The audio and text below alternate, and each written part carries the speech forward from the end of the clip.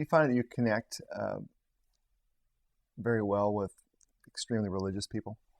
I definitely am becoming more and more comfortable talking about issues of faith and spirituality.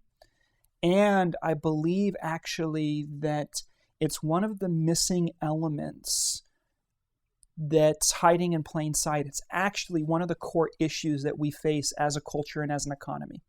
The way that I would put it to you is I see a lot of companies right now that suffer from corporate God complex.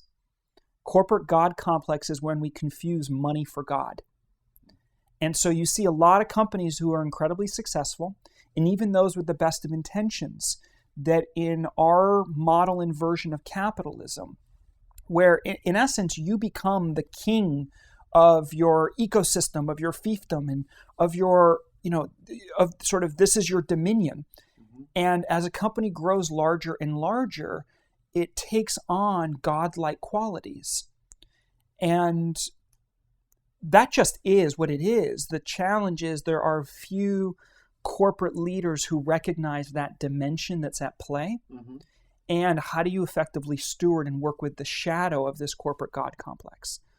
Google's a great example of a company that I think is really facing that type of existential challenge. When you look at their core DNA and this ethos of do no evil, and yet their influence and their power on all of our lives and really on the future of society is so megalithic.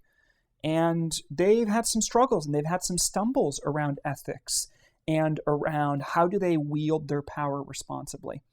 Now, I talk about these things not from a place of judgment, but it's more when we speak about, again, this humanization of business and the shifts that are going on in the marketplace. What's happening is a lot of corporate executives are actually wanting to confront paradox and shadow.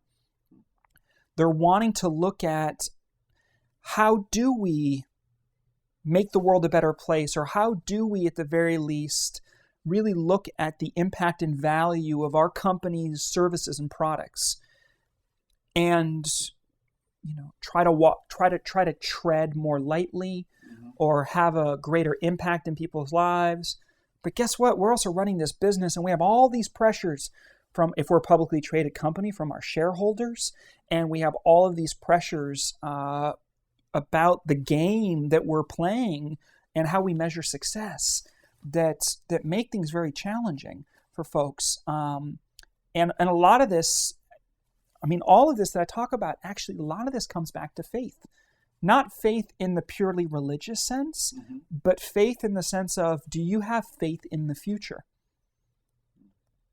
And this is where I often see, actually, I can often tell within an organization's leadership whether they're primed for innovation and for disruption and doing iconic things, or whether they're headed on a very dangerous and downward trajectory.